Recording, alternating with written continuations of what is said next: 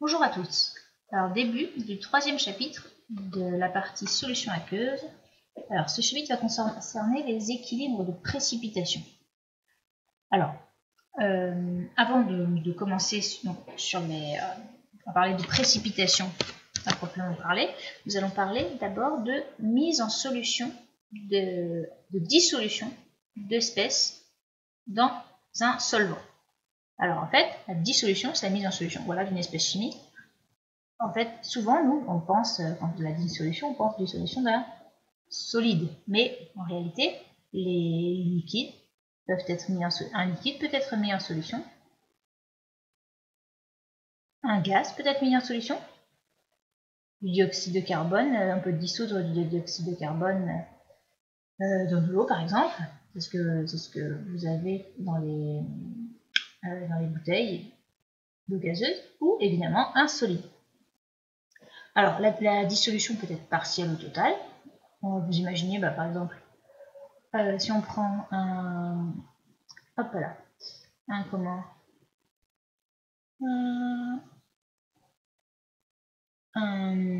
solide du sel de table, par exemple, si on met une énorme quantité de sel dans l'eau, évidemment, vous vous rendez compte, vous imaginez bien que vous n'allez pas pouvoir tout dissoudre, vous avez atteint la limite de solubilité, on va en parler justement d'ici quelques instants. Alors, justement, on poursuit. Alors, comment prédire, avoir une idée de la qualité de la dissolution? Eh bien, ça va être lié aux interactions entre le solvant et le soluté, l'espèce que vous mettez dans le solvant. Plus, en fait, qui se ressemble, on va dire, ça semble, comme on l'a déjà vu dans les chapitres sur les interactions électrostatiques, eh bien, les solvants polaires vont être plus à même de dissoudre les molécules polaires, de mettre en solution les molécules polaires, et réciproquement, les solvants apolaires seront plus... les molécules apolaires auront plus d'affinité, entre guillemets, avec les solvants apolaires. Comment s'effectue une dissolution? Donc ça, on en a déjà parlé. C'était un rappel. Les solides ioniques, par exemple. On prend donc un solide, parce que justement, maintenant on va s'intéresser plus particulièrement à la mise en solution d'un solide dans ce chapitre. Et donc, si on parle d'un solide ionique, eh bien, en premier lieu, vous avez donc un ion. Alors, on peut imaginer que vous avez quelque chose comme ça. Vous avez un ion AB, un solide ionique, pardon, AB, et la première chose, on va assister à une dissociation du solide en scission constitutif. Le cristal du solide en scission constitutif, alors qu'ils peuvent être donc de telle sorte que de toute façon vous avez un constitutif. Hop. Vous avez par exemple, on imagine A Q+, et B P-. Alors d'ailleurs, je ne vais pas Q et P parce que ça va être la même chose. A Q+, et B Q-, si on n'a que une molécule constituée donc de A et B. Évidemment, si c'est AN BP ou BN, on verra tout à l'heure comment s'effectue la dissociation. Ensuite, scission, donc vous avez donc A+, et mince. Si je fais deux choses, si j'écris deux ions chargés de cations, ça ne va pas fonctionner forcément. B, non. Par exemple, donc le plus simple. Ensuite, ces ions vont se solvater, c'est-à-dire s'entourer de molécules de solvant. Solvatation. Donc, si vous avez une molécule de solvant, je l'appelle S, et donc vous avez les ions A+, qui vont être entourés de molécules de solvant, et les ions B- qui, eux, vont être également entourés des molécules de solvant. Comme ceci. Alors, si le solvant est l'eau, eh bien, le terme, c'est l'hydratation. On parle d'hydratation.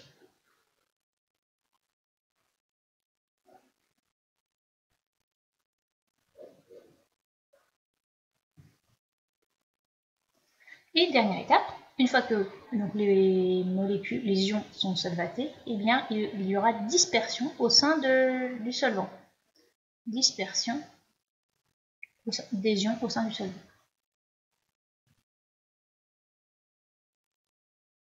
Pour qu'il y ait une homogénéisation de la concentration.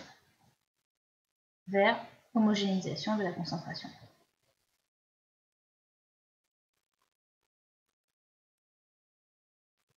Voilà. Maintenant, une grandeur très importante qui va être au cœur de ce chapitre va définir ce qui s'appelle la solubilité. En fait, la solubilité, donc on le note S, alors selon les exercices, mais la plupart du temps, quand même, la solubilité, ça va être donc la quantité maximale d'une espèce que l'on peut dissoudre dans 1 litre de solution. Donc ça, c'est quelque chose de commun à tout, mais sauf que cette quantité, alors soit c'est une quantité, ça va être une quantité massique, soit une quantité molaire. Donc S, on peut l'exprimer en grammes par litre, à ce moment-là, on parle de solubilité. C'est solubilité massique. Par contre, et ce sera surtout ça que l'on va rencontrer, si S s'exprime en mol par litre, donc la quantité de matière, il s'agit d'une solubilité molaire. Donc voilà le... Hop. Alors...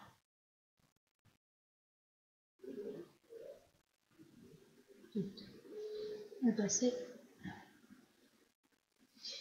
Alors... mes pages... Qu'est-ce que j'ai fait?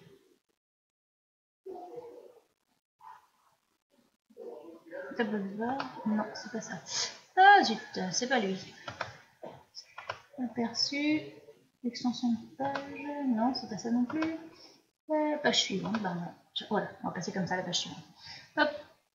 Alors maintenant, donc passons à l'équilibre de dissolution des solides ioniques.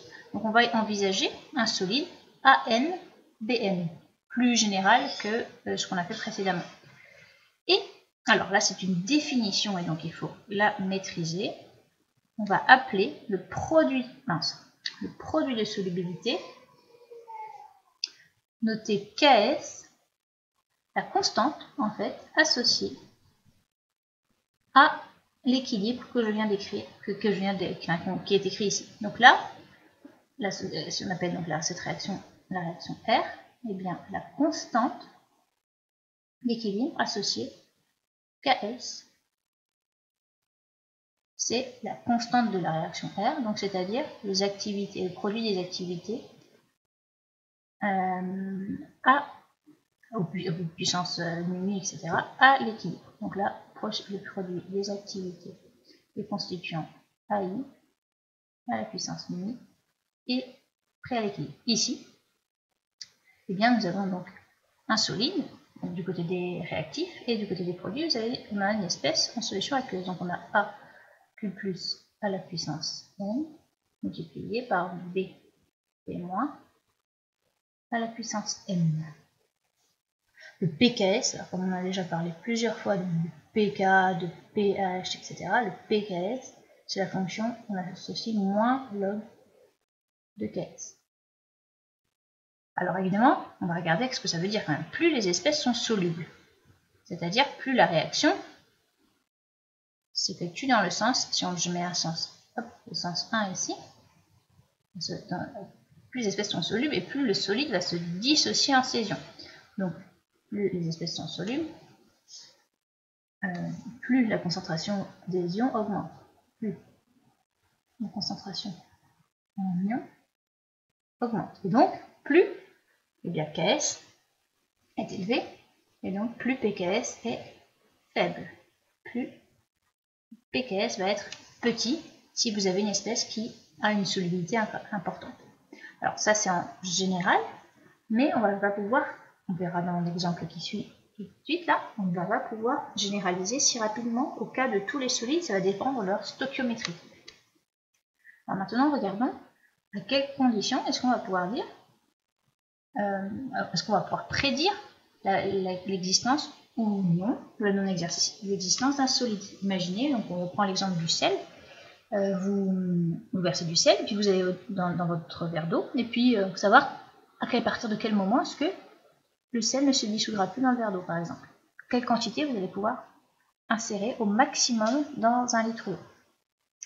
Alors, on considère donc, si on imagine, un solide AB, dont la réaction de formation s'écrit comme sous cette forme-là. C'est-à-dire exactement, je peux mettre un exemple, hein, si vous imaginez, vous versez du sel de table, donc sous la forme Na+, en solution aqueuse, plus sel- en solution aqueuse, donne NaCl solide. Donc c'est-à-dire qu'en fait, la réaction ici, a pour constante d'équilibre, K, si on revient à ce qu'on a dit tout à l'heure, l'inverse du produit de solubilité 1 sur Ks, parce que par définition, le produit de solubilité, c'est la réaction qui mène aux espèces en solution aqueuse. Donc c'est la dissociation, la mise en solution du solide. Alors par contre, donc là, la condition d'existence du solide, c'est le solide se forme et coexiste avec ses ions constitutifs si la solution est saturée. Dans ce cas, on a, si le solide est présent, je vais effacer ce que j'ai commencé à écrire, hop, si le solide est présent, alors l'équilibre est vérifié. Alors, l'équilibre est vérifié, et Ks, et K égale 1 sur Kf est vrai.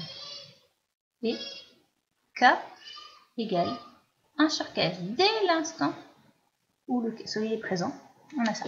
C'est la condition de précipitation, donc je peux le surligner pour mettre en évidence ceci. Donc ceci doit être vérifié, cette condition de précipitation, c'est impératif. Alors, si on imagine, donc on reprend l'exemple du sel de table que vous voulez mettre dans un verre d'eau. Maintenant, alors, on va vérifier pour savoir à quel moment est-ce que vous allez voir apparaître des cristaux de sel, voir perdurer, rester les cristaux de sel dans le verre d'eau. On va calculer le quotient réactionnel à l'état initial. Donc, pour condition initiale, c'est ce qu'on fait, on calcule Q, donc c'est le quotient réactionnel, vous vous rappelez de ce vocabulaire, quotient réactionnel,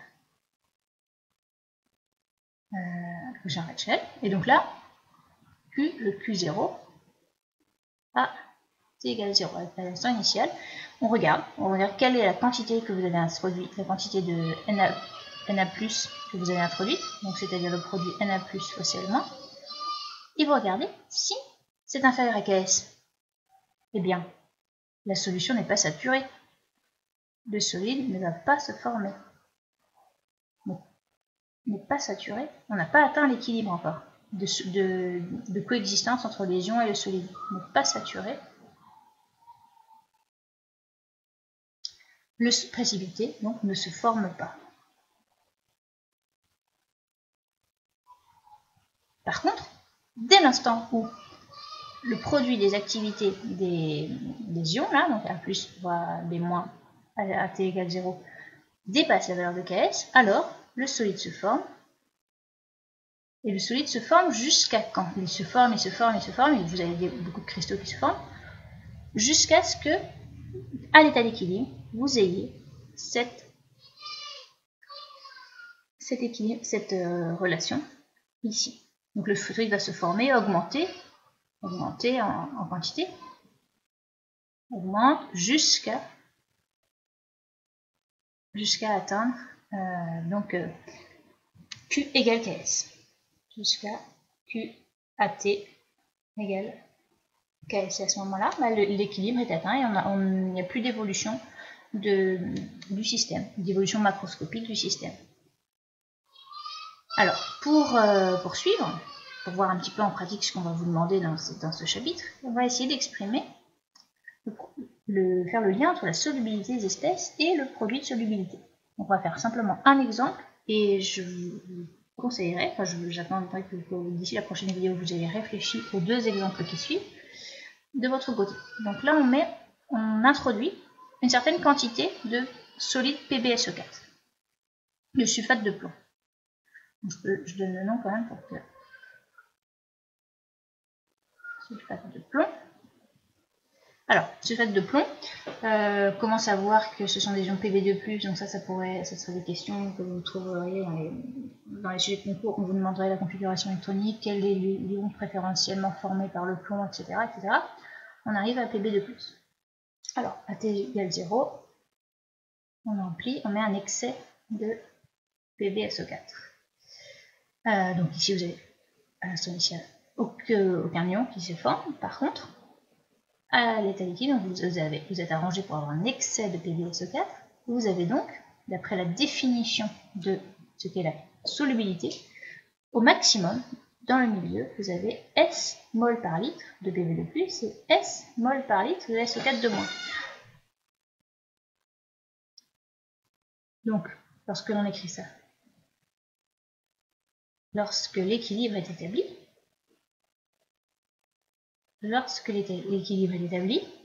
qu'a-t-on? On a Ks vrai. Ks est vérifié. La constante d'équilibre est vérifiée. Et donc Ks, d'après l'expression, c'est le produit ici, je l'ai écrit, hein, l'activité de Pb2+, c'est sa concentration à la puissance 1 à l'équilibre, multiplié par l'activité de SO4 de moins, qui elle aussi est sa concentration, SO4 de moins, à l'équilibre. Normalement, on va écrire pour être rigoureux sur C0 au carré. En étant en solution aqueuse, eh bien, inférieure à 1 mol par litre, on pourra considérer que, donc avec ici C0, 1 mol par litre, on n'est pas obligé de le réécrire à chaque fois. Donc on a S carré égale Ks. Étant donné qu'on vous donne le pKs, 10 puissance moins 7,8, on en déduit la concentration maximale dans le milieu, enfin la concentration en SO4 de moins, et la concentration en Pb2+, dans le milieu. Mince. Les deux sont égales, et sont égales à 10 puissance, donc moins 7,8 sur 2, autrement dit, 10 puissance moins 3,9 mol par litre. Donc là, inutile de sortir la calculatrice, on peut faire ça de tête, 10 puissance moins 3,9 mol par litre. Alors maintenant, ce que je vais vous demander de faire, c'est de traiter les deux exemples qui suivent, et de conclure dans quelle situation est-ce qu'on peut comparer, est-ce qu'il suffit de comparer en fait les pKs de différents solides pour pouvoir conclure sur leur solubilité. Donc voilà la question, suffit-il de regarder la valeur du pKs ou du Ks pour connaître la solubilité de ces solides dans un même solvant, Voilà, donc à faire pour le prochain cours, et donc bonne journée.